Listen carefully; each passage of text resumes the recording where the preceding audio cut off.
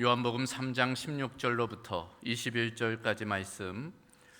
이 말씀 우리 한 절씩 교독하겠습니다. 하나님이 세상을 이처럼 사랑하사 독생자를 주셨으니 이는 그를 믿는 자마다 멸망하지 않고 영생을 얻게 하려 하심이라. 하나님이 그 아들을 세상에 보내신 것은 세상을 심판하려 하심이 아니요 그로 말미암아 세상을 구원을 받게 하려 하심이라. 그를 믿는 자는 심판을 받지 아니하는 것이요 믿지 아니하는 자는 하나님의 독생자의 이름을 믿지 아니하므로 벌써 심판을 받은 것이니라. 그 정죄는 이것이니 곧 빛이 세상에 왔으되 사람들이 자기 행위가 악함으로 빛보다 어둠을 더 사랑한 것이니라.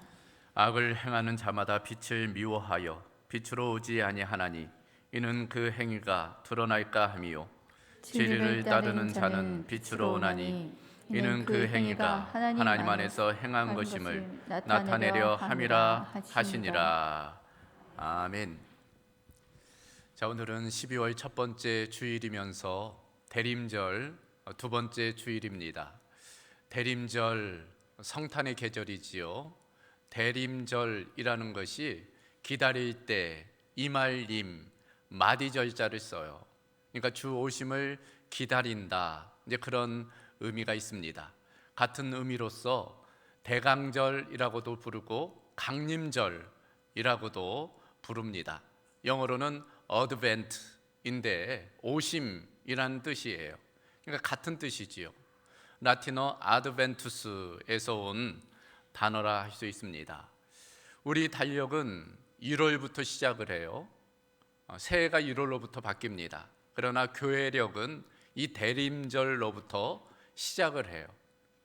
새로운 시작이 바로 대림절입니다. 그만큼 중요한 절기가 바로 성탄, 주 오심의 계절입니다. 이 성탄은 주 오심의 계절이죠. 2000여 년 전 예수님께서는 아기로 이 땅에 오셨어요. 그리고 그 예수님께서는 다시 오시겠다, 내가 다시 오겠다, 그렇게 말씀하셨어요. 그러므로 우리는 다시 오실 주님을 기다리는 것입니다. 이 기다린다는 것이 중요해요. 바로 믿음과 소망과 사랑을 내포하고 있기 때문입니다. 믿으면 기다릴 수 있어요. 소망하면 기다릴 수 있습니다. 그리고 사랑하면 기다릴 수 있는 거예요. 그런 의미에서 이 대림절을 우리는 우리의 믿음, 소망, 사랑을 점검해보는 그런 기회로 삼아야 하는 것입니다. 우리 모두 가운데 이 기간을 통해서 믿음도 소망도 사랑도 더 풍성해지기를 주님의 이름으로 축원합니다. 오늘은 요한복음 3장 16절 이하의 말씀을 통해 예수님은 누구신가? 라는 제목으로 함께 은혜를 나누고자 합니다. 여러분, 성경 말씀 중에 어느 구절을 좋아하세요? 또 사람마다 좀 다를 수 있는데 유명인들 중에 이제 좋아하는 성경 구절이 있다고 그래요. 이를테면 감리교 창시자 요한 웨슬리이죠. 요한 웨슬리 목사님은 스가랴 3장 2절 말씀을 그렇게 좋아했다고 그럽니다. 이는 불에서 꺼낸 그슬린 나무가 아니냐. 도전적인 말씀이에요. 이 말씀을 통해서 이 요한 웨슬리 목사님이 영국의 대각성 성결 운동을 일으킵니다. 반면 최초의 아프리카 선교사인 데이빗 리빙스턴 선교사님은 마태복음 28장 20절 말씀을 늘 암송했다고 그래요. 내가 세상 끝날까지 너희와 항상 함께 있으리라. 용기가 되는 말씀이죠. 세상 끝날까지. 그래서 데이빗 리빙스턴 목사님께서 이 말씀을 붙들고 그 아프리카 오지까지 가서 선교를 하시게 된 것입니다. 반면 노예 상인이었던 존 노턴이라는 분이 계세요. 이분은 로마서 5장 20절 말씀을 그렇게 사모했다고 그래요. 죄가 더한 곳에 은혜가 더욱 넘쳤나니. 이분이 원래 노예 상인이었어요. 악독한 노예 상인이었습니다. 그러다가 예수님을 만나요. 회심하게 됩니다. 그러고 나니 자기의 죄를 깨달은 거예요. 그래서 죄가 더한 곳에 은혜가 넘친다는 이 말씀을 그렇게 좋아했다고 그래요. 그리고 이분이 작곡 작사한 것이 바로 우리가 잘 아는 어메이징 그레이스, 나 같은 죄인 살리신 주 은혜 놀랍다, 그 찬양을 짓게 된 것입니다. 반면 마틴 루터는 로마서 1장 17절 말씀을 좋아했다고 그래요. 우리가 잘 아는 말씀이죠. 오직 의인은 믿음으로 말미암아 살리라, 이 신칭의의 말씀. 그래서 이 말씀을 근거로 종교개혁을 일으키게 된 것입니다. 그래요, 다양한 분들이 다양한 말씀을 좋아하시죠. 그러나 가장 많은 사람들이 가장 좋아하는 성경 구절이 무엇일까? 여러분, 무엇일 것 같아요? 눈치가 있으면 좀 아시겠죠? 오늘 말씀 요한복음 3장 16절 말씀입니다. 하나님이 세상을 이처럼 사랑하사로 시작되는 이 말씀을 모든 그리스도인들이 가장 좋아하는 말씀이라고 합니다. 왜 그럴까? 그 이유가 무엇일까? 바로 이 말씀은 복음의 핵심, 복음의 정수를 보여주기 때문이에요. 그래서 누군가는 이 말씀을 복음 안에 복음이라고 정의를 해요. 종교개혁가 마틴 루터는 작은 성경이라고도 표현을 했습니다. 그만큼 중요한 말씀이라는 거예요. 그래서 어느 날 그 위대한 신학가 칼 바르트에게 어떤 사람이 질문을 했다는 거예요. 이 성경 66권이 참 많은데 그 중에 가장 핵심된 성경의 사상을 한번 좀 이야기해달라고, 한 문장으로 이야기해달라고 그렇게 요청을 했다는 거예요. 그랬더니 이 칼바르트가 잠시 생각하더니만 이렇게 이야기했다는 것입니다. 하나님께서 나를 사랑하신다는 것입니다. 그것이 성경의 핵심이라는 거예요. 바로 오늘 요한복음 3장 16절 말씀이지요. 그래서 여러분, 성경 66권을 오므러뜨리고 또 오므러뜨리면 한 구절이 남아요. 요한복음 3장 16절입니다. 반면 이 요한복음 3장 16절을 펴고 또 펴면 성경 66권이 떨어지는 거예요. 그래서 이 요한복음 3장 16절 머리철을 잡아 끌어올리면, 마치 고구마 줄거리 잡고 끌어올리면 그 밑에 고구마가 주렁주렁 달려오듯 성경 66권이 따라 올라오는 거예요. 성경의 핵심, 그게 바로 이 요한복음 3장 16절입니다. 오늘은 이 말씀을 좀 함께 나누려고 그래요. 대림절 두 번째 주일을 맞아 하나님께서 세상에 보내신 그 하나님 아들 예수님이 누구신지 오늘 이 말씀을 통해서 함께 살펴보려고 합니다. 이 말씀을 통해 피차 간에 큰 은혜가 있기를 주님의 이름으로 소망합니다. 먼저 첫 번째, 예수님은 누구신가? 예수님은 하나님의 가장 큰 선물이라는 것입니다. 여러분, 선물 좋아하세요? 선물 싫어할 분 없죠. 앞에 봐도 이 선물 꾸러미들이 놓여 있네요. 저 안에 뭐가 들어있을까 좀 궁금하시죠? 이 선물은 받는 기쁨이 있어요. 그러나 또한 주는 기쁨도 있습니다.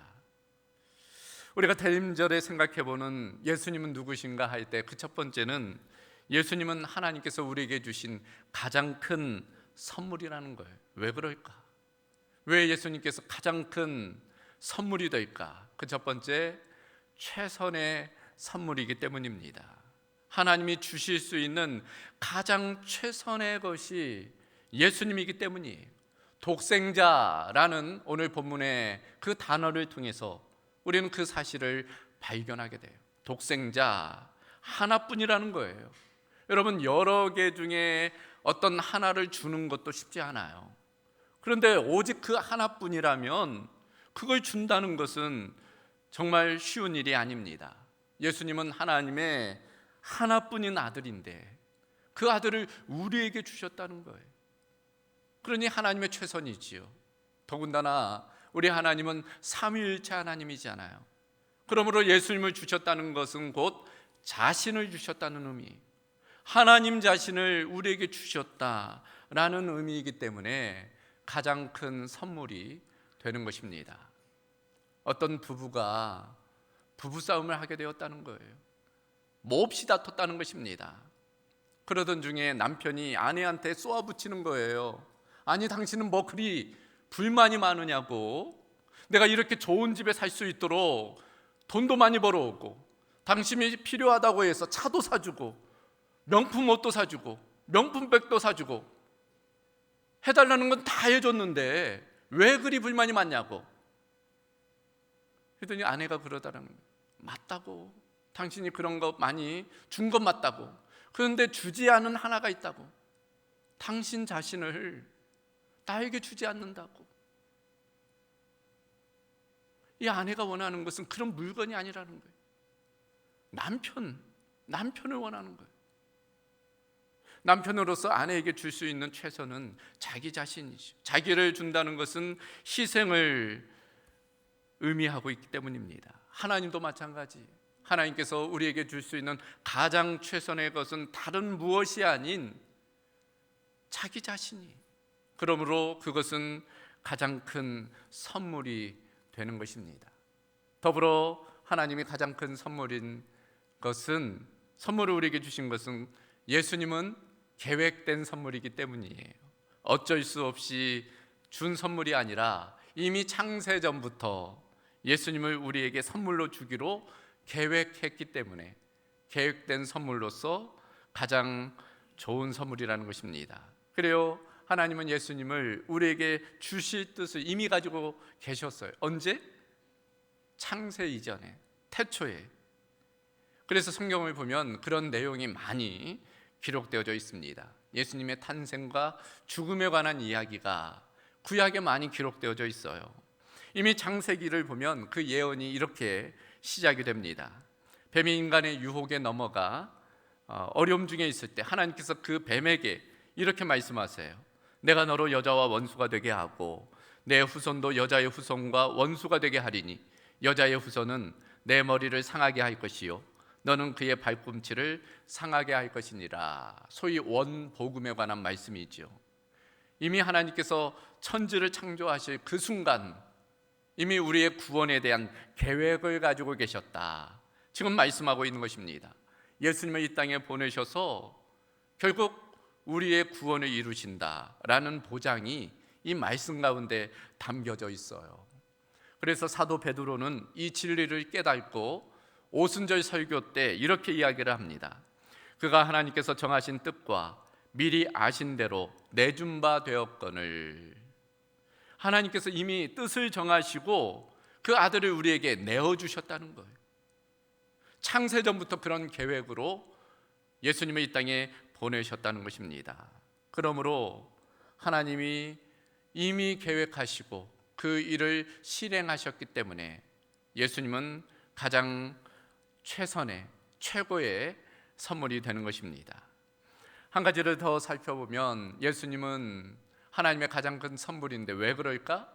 온전한 선물이기 때문이라는 거예요. 온전한 선물이라는 의미는 우리에게 꼭 필요한 선물이라는 그런 의미가 있는 것입니다. 여러분 선물들 받아보셨죠? 어떤 선물들은 사실 도움이 되지 않는 그런 선물도 있어요. 필요로 하지 않는 선물도 있습니다. 그래서 선물을 받은 대로 그냥 집에 쌓아두는 것도 있어요. 처치 곤란한 선물, 받기 좀 민망한 선물, 이제 그런 것들이 있어요. 그러나 반면 너무 꼭 필요한 선물도 있잖아요. 나에게 정말 필요했는데 그 선물을 받으면 그것만큼 기쁜 것도 없어요. 예수님은 우리에게 꼭 필요한 선물이기에 온전한 선물이 되는 것입니다. 그래서 천사가 이렇게 이야기를 했어요. 보라, 내가 온 백성에게 미칠 큰 기쁨의 소식을 너희에게 전하노라. 온 백성, 모든 사람이 기뻐할 만한 선물을 너희에게 준다라는 말씀인 것입니다. 예수님도 스스로 그렇게 자신이 이 땅에 오신 의미를 부여하신 바가 있습니다. 누가복음 4장 18절 이하이지요. 주의 성령이 내게 임하셨으니 이는 가난한 자에게 복음을 전하게 하시려고 내게 기름을 부으시고 나를 보내사 포로된 자에게 자유를, 눈먼 자에게 다시 보게 함을 전파하며 눌린 자를 자유롭게 하고 주의 은혜의 해를 전파하게 하려 하심이라. 여러분, 가난한 자에게는 물질이 필요한 거예요. 다른 것보다. 여러분, 포로된 자에게는 다른 것보다 자유가 필요한 겁니다. 눈먼 자에게는 눈이 뜨는 게 필요해요. 눌린 자는 그 눌림에서 풀어나는 것이 필요합니다. 근데 예수님은 그렇게 각각의 필요를 위해서 이 땅에 오셨다는 거예요. 그래서 그 소식은 기쁨의 소식이 되는 것입니다. 상한 영혼을 어루만지셔서 고치시고 또 연약한 자들에게 힘과 능력을 공급해 주시는, 그것이 예수님의 이 땅에 오신 목적이라는 것입니다. 무엇보다도 인간의 가장 큰 궁핍은 무엇일까요? 그것은 바로 하나님과의 분리예요. 하나님을 떠난 것, 죄로 인해 하나님을 잊고 살아가는 것, 그것이 인간의 가장 큰 궁핍이라 할 수 있어요. 그런데 그 빈자리를 채우기 위해서 예수님이 이 땅에 오신 것입니다. 여러분, 저도 어려서 부모를 잠깐 잃은 경험이 있어요. 한 5살인가? 길을 헤매다 부모님을 잃어버린 거예요. 한참 울다가 결국 엄마를 만났던 그 기억이 있습니다. 여러분, 아이가 엄마를 잃으면 울고 난리가 나요. 그러면 어떻게 합니까? 주변 사람들이 좀 먹을 거리, 과자도 챙겨주고 장난감도 주고 놀아도 주고. 그러나 아이의 울음은 그치지 않아요.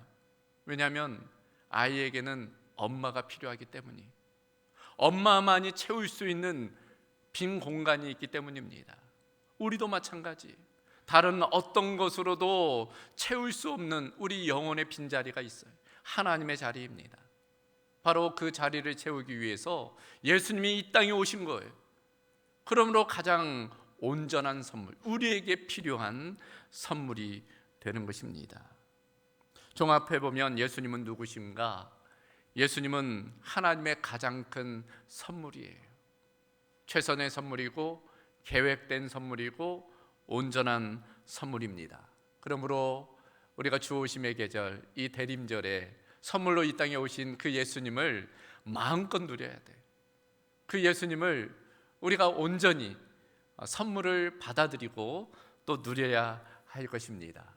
그런 은혜가 우리 모두 가운데 있기를 주님의 이름으로 소망합니다. 이제 한 걸음 더 들어가서 오늘 말씀을 통해 예수님은 누구신가? 예수님은 우리의 구원자라는 것입니다. 예수님은 우리 구원을 위해 또 우리 영생을 위해 하나님께서 이 땅에 보내신 하나님의 아들이라는 거예요. 다시금 16절 17절 말씀 여러분 마음을 담아서 화면을 보시고 우리 함께 읽어보도록 하겠습니다. 하나님이 세상을 이처럼 사랑하사 독생자를 주셨으니 이는 그를 믿는 자마다 멸망하지 않고 영생을 얻게 하려 하심이라. 하나님이 그 아들을 세상에 보내신 것은 세상을 심판하려 하심이 아니요 그로 말미암아 세상이 구원을 받게 하려 하심이라. 아멘. 이 말씀에 분명히 나와 있잖아요. 예수님이 이 땅에 오신 목적은 세상을 심판하려 하심이 아니라 구원하게 하기 위함이라. 구원하여 영생을 얻게 하기 위함이다 말씀하고 있는 것입니다. 그런 의미에서 예수님은 우리의 구원자가 되십니다. 자, 예수님이 우리의 구원자라고 할 때 우리는 어떻게 해야 될까? 먼저는 내가 죄인됨을 인정해야 돼요. 그래요. 구원은 심판을 전제로 합니다. 심판이 없다면 구원이 필요로 하지 않죠. 심판이 있기 때문에 구원이 필요한 것입니다.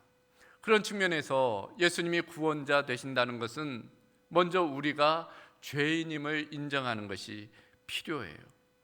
스스로 자신이 죄인임을 깨닫는 것이 필요한 것입니다. 죄인임을 인정할 때만이 구원의 소망이 있는 거예요. 문제는 의외로 많은 사람들이 자신의 죄인됨을 인정하지 않는다는 거예요. 자기는 죄인이 아니라고 주장하는 경우가 많이 있는 것입니다. 저는 전에 교회에서 교도소 사역을 한 바가 있어요. 가끔씩 교도소를 방문해서 복음을 전하는 기회가 있었습니다. 가까이 의정부교도소가 있었는데 주로 경제사범들이 그곳에 있었어요. 여러분, 근데 참 놀라운 것은 대부분의 그 수감자들이 죄를 인정하지 않는다는 거예요. 물론 인정하는 분들이 계세요. 근데 많은 분들은 아니에요. 자기는 죄 없이 들어왔다는 거예요. 억울하게 들어왔다는 것입니다. 교도소에 있음에도 자신의 죄를 인정하지 않는 게 인간이에요. 여러분, 이 교도소와 교회의 공통점이 있다고 그러잖아요. 죄인들이 모인 곳이랍니다. 교도소는 강제로 너 죄인이다 해서 모아놓은 것이 교도소고, 반면 교회는 내가 죄인입니다. 스스로 깨닫고 함께 모인 곳이 교회라는 거예요. 죄인의 모임이라는 것은 다를 바가 없습니다. 그래요. 자신이 인정하든 인정하지 않든 우리 모두는 죄인이에요. 성경이 그것을 분명하게 말씀합니다. 로마서 3장 23절을 보면 모든 사람이 죄를 범하였음에 하나님의 영광에 이르지 못하였다. 모든 사람, 인류 모두를 의미하는 것입니다. 로마서 3장 10절에도 기록된 바 의인은 없나니 하나도 없다. 의인은 아무도 없다는 거예요. 아담 이후로는 인간은 죄를 지어서 죄인이라기보다는 아담 이후로는 죄인이기 때문에, 그 원죄가 우리 가운데 있기 때문에 죄를 지을 수밖에 없는 그런 존재라 할 수 있습니다. 여러분, 이 죄는 그저 도덕적이고 윤리적이고 관습적이고 법적인 것만을 의미하지 않아요. 근원적으로는 하나님에 대한 태도예요. 하나님 없이 살아갈 수 있다고 생각하는 것, 하나님의 자리를 스스로 차지하고 앉아있는 것, 그 교만이 죄입니다. 그러므로 우리에게는 겸손이 필요해요. 내가 죄인됨을 인정하는 것이 필요합니다. 여러분, 환자를 한번 생각해 보십시다. 중환병에 걸렸어요. 그런데 치료할 가능성이 있습니다. 지금이라도 약을 먹고 수술하면 회복할 수 있는 거예요. 생명을 얻을 수 있는 것입니다. 문제는 이 환자가 자신이 병듦을 인정하지 않는 거예요. 나는 괜찮다는 거예요. 나는 아무렇지 않다는 거예요. 그러면 어떻게 됩니까? 그 질병으로 인해 죽을 수밖에 없는 거예요. 먼저는 자신이 병들었다는 것을 인정해야 돼요. 그리고 의사에게 나와야 되는 것입니다. 그럴 때만이 구원의 여망이 있는 거예요. 우리도 마찬가지입니다. 예수님이 구원자라고 할 때 먼저 내가 죄인됨을 인정하는 것이 필요해요. 겸손의 필요성입니다. 그럴 때 구원의 기쁨을 누리게 되는 것입니다. 두 번째로, 예수님이 구원자라고 할 때 우리가 어떻게 해야 될까? 예수님을 영접해야 되는 것입니다.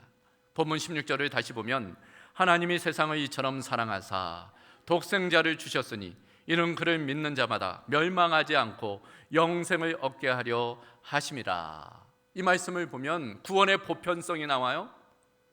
하나님이 그 아들 예수님을 이 땅에 보내실 때는 세상을 구원하게 하기 위해 보내셨다는 거예요.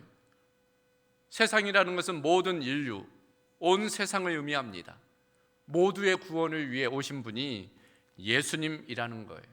그런데 단서가 붙어 있어요. 무언가 하면은 그를 믿는 자마다 영생을 얻는다는 거예요.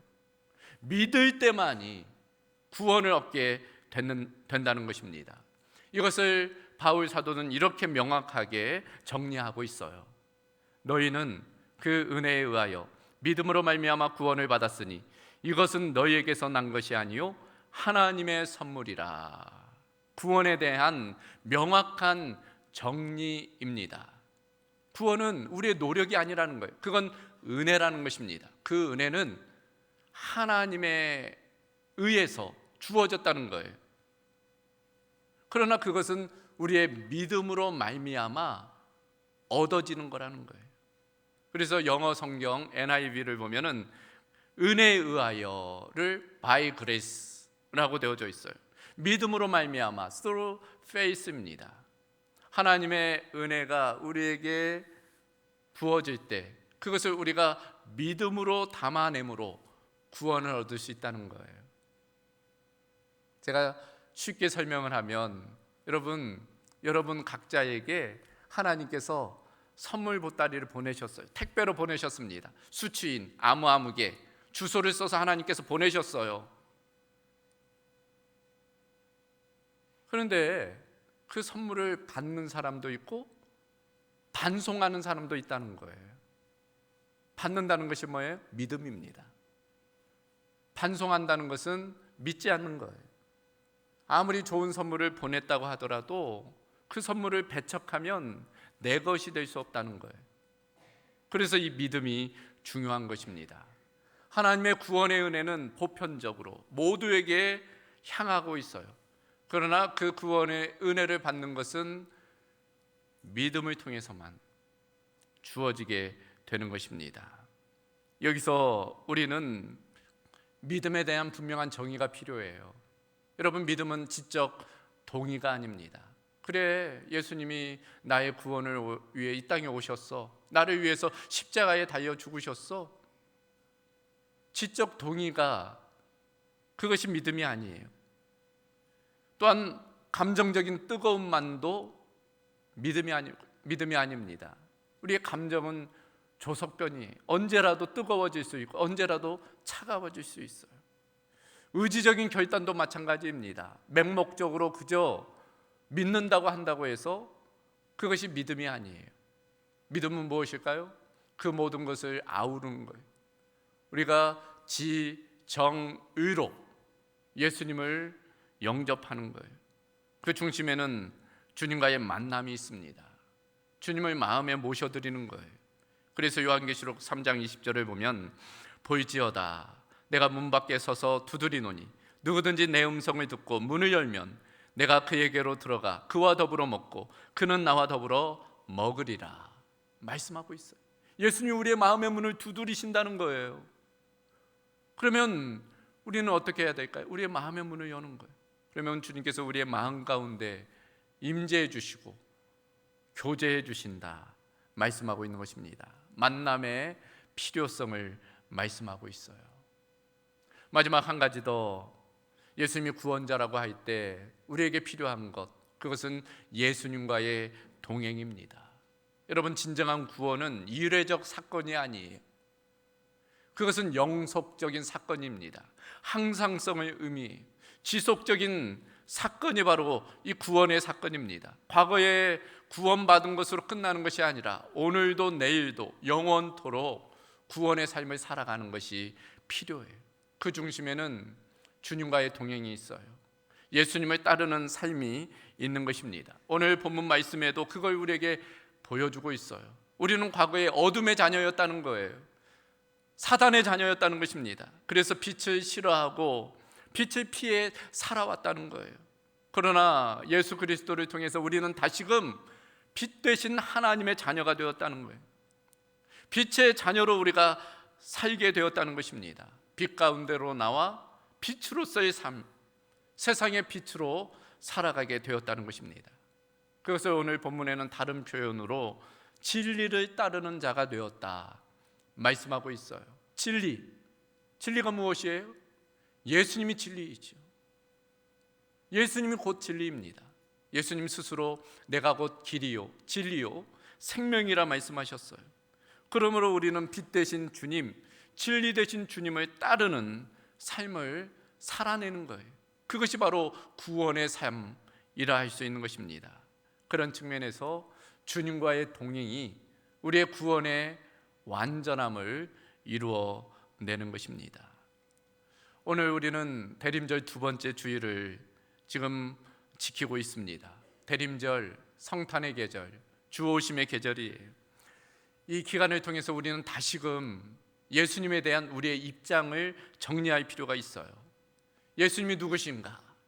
하나님의 가장 큰 선물이죠. 또 우리의 구원자가 되십니다.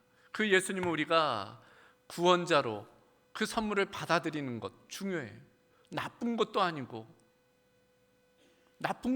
손해되는 것도 아닌데 우리가 그 주님을 마음에 모시는 것이 필요합니다. 그럼에도 아직 좀 더 생각할 시간이 필요하세요? 좀 더 이 부분을 좀 고민해 봐야겠습니까? 여러분, 전도자 무디에 관한 이런 일화가 있어요. 이 무디 선생님이 많은 전도 집회를 했어요.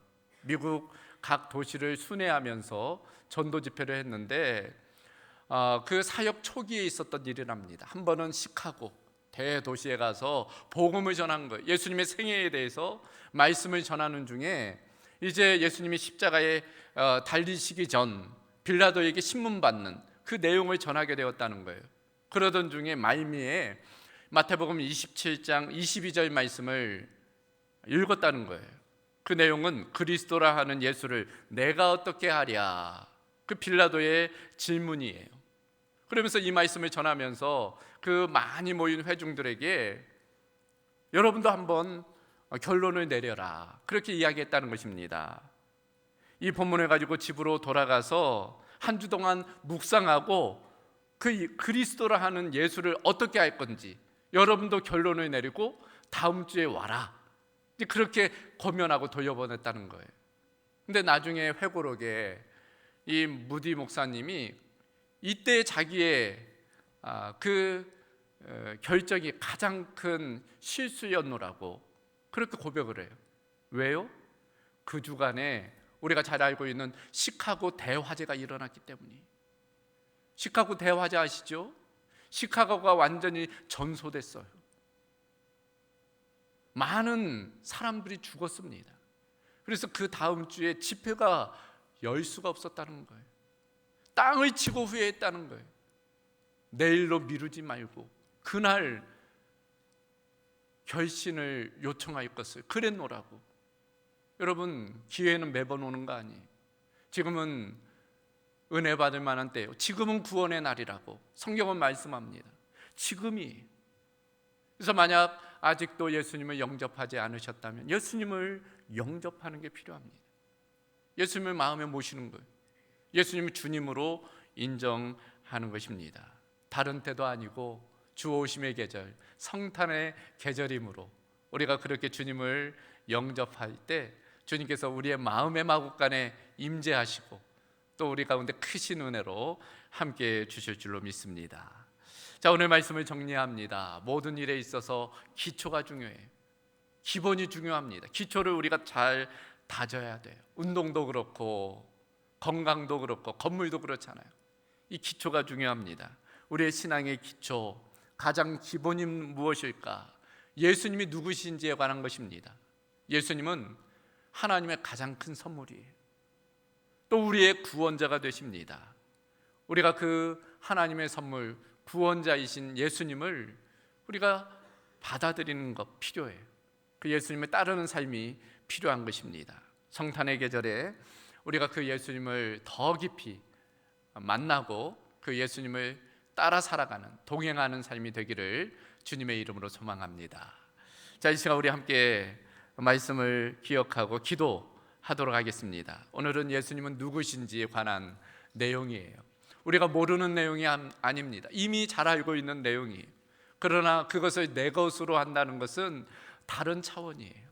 구슬이 서말이라도 꿰어야 보배가 됩니다. 오늘 이 말씀 나에게 주신 말씀으로 받으시기를 바랍니다. 그래서 만약 아직도 예수님을 인격적으로 영접하지 않은 분들이 계시다면 오늘 이 시간을 통해서 예수님을 인격적으로 인정하고 구주로 받으시기를 바랍니다. 나 스스로는 구원받을 수 있는 여망이 없다는 것, 나는 죽을 수밖에 없는 죄인임을 인정하고 오직 예수님을 통해서만 구원받을 수 있다는 것 고백하고 예수님을 마음에 모시기를 바랍니다. 예수님 환영합니다. 예수님 초청합니다.